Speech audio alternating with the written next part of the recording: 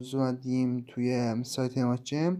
خب ببینید دوستان، وقتی شما یک محصولی رو میخواین از سایت خریداری کنید، طبق معمول شما باید از درگاه پرداخت استفاده کنید. خب خیلی از مشتریامون گفتن آقا درگاه پرداخت کارت به کارت هم توی سایت فعال کنید. خب بعد از اینکه شما محصولتون رو اضافه کردیم تو بخش تصویر حساب، نامتون و این اطلاعاتی که اینجا خواسته شده که وارد کردین، اینجا روی واریز کارت به کارت میزنید، قوانین هم تایید میکنید و ثبت سفارش رو. الان بنده خب سفارشم اینجاست، شما سفارشم مبلغ پرداخت. خب اینجا این مبلغ پرداختی رو کپی میکنید و اینجا یک راهنمایی اومده که میتونید از این راهنما هم استفاده کنید.